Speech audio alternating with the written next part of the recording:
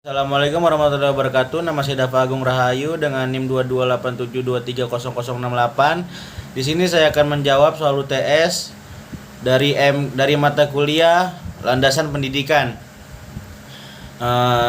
Oke, mari kita mulai.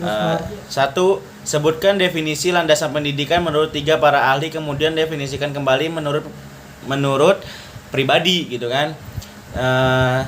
Dari saya. Satu, John Dewey, landasan pendidikan. Menurut John Dewey adalah proses pembelajaran yang berpusat pada pengalaman dan interaksi sosial di mana siswa belajar melalui pengalaman nyata dan refleksi.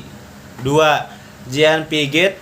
Menurut Jean Piaget, landasan pendidikan adalah pengembangan kognitif anak melalui tahap-tahap perkembangan yang berada di mana siswa membangun pengetahuan mereka melalui konstruksi aktif. 3. Leigh Vygotsky berpendapat bahwa landasan pendidikan melibatkan interaksi sosial yang kuat antara guru dan siswa, di mana kognisi perkembangan melalui kolaborasi dan bimbingan. Landasan pendidikan adalah pijakan dasar yang secara konseptual digunakan di dunia pendidikan. Tanpa ada landasan, sesuatu pendidikan akan berjalan tanpa tujuan yang pasti. Hal itu justru akan menciptakan kesenjangan pendidikan melalui cengkraman komersialisasi. Nomor 2, sebutkan komponen-komponen dalam pendidikan. 1. Tujuan pendidikan. 2. Peserta didik. 3. Isi pendidik. 4. Pendidik. 5. Metode pendidikan. 6. Lingkungan pendidikan. 7. Alat pendidik. Nomor 3, jelaskan mengenai pilar-pilar pendidikan. Pendidikan memiliki 4 pilar utama yang sering disebutkan sebagai 4 pilar pendidikan yang pertama kali diusulkan oleh UNESCO pada tahun 1996. Keempat pilar ini mencakup 1. Pendidikan yang bersifat pengalaman, learning to know. Ini berkaitan dengan pengembangan pengetahuan dan keterampilan intelektual. Siswa diajarkan untuk memahami, menganalisis, dan merespon terhadap informasi serta ide-ide yang berbeda. 2. Pendidikan yang bersifat berpartisipasi, learning to do. Ini menekankan pengembangan keterampilan praktis, keterampilan kerja, dan kemampuan untuk berpartisipasi dalam kegiatan produktif dalam masyarakat. 3. Pendidikan yang bersifat hidup bersama, learning to live together. Fokus pada pembentukan nilai-nilai etika dan keterampilan sosial yang memungkinkan individu hidup harmonis dalam masyarakat yang beragam. 4. Pendidikan yang bersifat menjadi diri sendiri, learning to be. Pilar ini menggarisbawahi pentingnya pengembangan potensi individu secara holistik, termasuk aspek-aspek emosional, intelektual, fisik, dan spiritual. Pilar-pilar ini mewakili pandangan bahwa pendidikan tidak hanya tentang peningkatan pengetahuan, tetapi juga tentang pengembangan kepribadian, keterampilan, dan kemampuan untuk kontribusi dalam masyarakat. Nomor 4, Kaiser-Figut menyatakan bahwa pendidikan sebagai suatu proses perkembangan kecakapan seseorang dalam bentuk, sikap, dan perilaku yang berlaku dalam masyarakat, dan jelaskan maksud konsep ing ngarso sung tuludo, ing madyo mangunkarso, dan tut wuri handayani. Oke, di sini saya akan menjawab ing ngarso sung tulodo. Ini berarti dari depan menjadi teladan. Artinya, guru atau pendidik harus menjadi contoh yang baik bagi siswa. Mereka harus memberikan teladan positif yang berlaku, sikap dan pengetahuan mereka. Guru harus menginspirasi siswa dengan contoh yang baik. 2.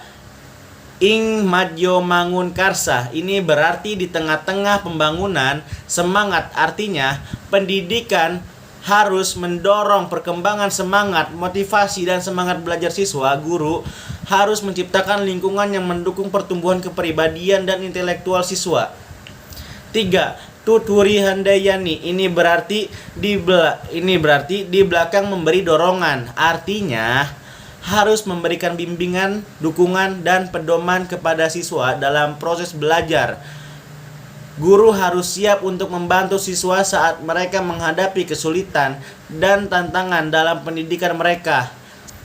Secara keseluruhan, konsep ini menggarisbawahi pentingnya peran guru sebagai teladan pendukung dan memberi dorongan dalam proses pendidikan. Ini mencerminkan prinsip-prinsip moral, etika, dan pedagogis yang fundamental dalam budaya Jawa yang mengarah pada perkembangan karakter dan kualitas individu dalam masyarakat.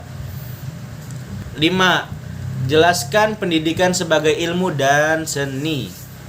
Pendidikan adalah sebuah proses untuk mewujudkan karakter yang baik, pengendalian diri, kecerdasan, serta berakhlak mulia.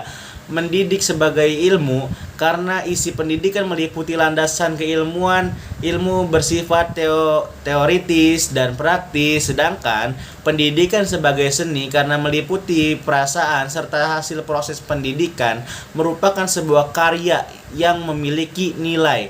Mengajar juga mempunyai seni yang harus dipahami agar penyimpanan materi ajar dapat mudah dimengerti dengan jelas oleh siswa pada saat pembelajaran. Tanpa menggunakan seni saat pembelajaran, maka mengajar tidak dibutuhkan karena akan lebih menarik dan membuat semangat belajar apabila belajar yang menggunakan media.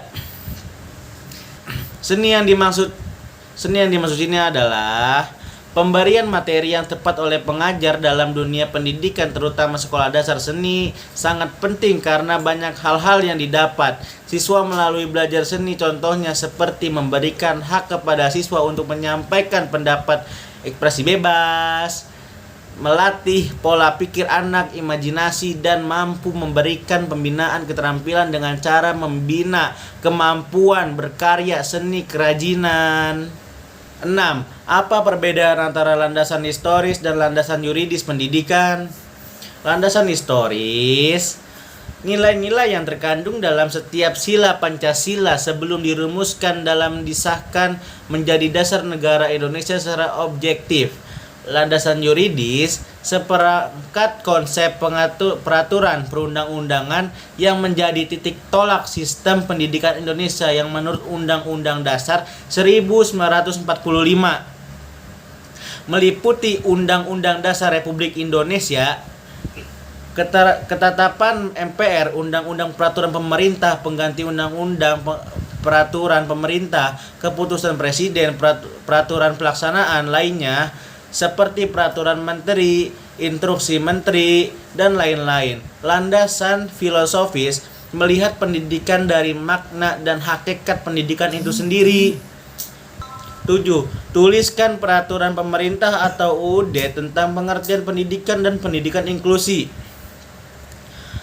Kebijakan pendidikan inklusi mengacu kepada peraturan perundang-undangan yang berlaku di Indonesia. Undang-Undang 1945 pasal 28 ayat 2 menyebutkan bahwa setiap orang berhak mendapat kemudahan dan perlakuan khusus untuk memperoleh kesempatan dan manfaat yang sama guna mencapai persamaan dan keadilan. Nomor 8. Analisis apakah pendidikan Indonesia sudah baik? Jawabannya adalah belum sepenuhnya baik. Bahkan kalau bisa dibilang masih amburadul. Kenapa amburadul? Pertama, di sekolah murid masih diajarkan pada semua pelajaran yang dibebankan pada murid. Murid menerima tugas dari guru, tapi orang tua belum bisa membantu bimbingan anaknya secara efektif dalam mengerjakan tugasnya. Murid dipaksa untuk menerima semua beban pelajaran yang mana tidak semua murid bisa bagus di semua bidang pelajaran. Kedua, dari sisi guru, masih banyak guru yang belum bisa benar-benar mengayomi muridnya. Mendidik adalah tugasnya, tetapi di beberapa kasus, gurunya tidak bisa memberikan contoh dan kesan yang baik kepada muridnya. Terkesan seperti tidak menjalankan amanahnya sebagai pendidik. Dan juga, guru masih banyak kurang literasi pendidikannya.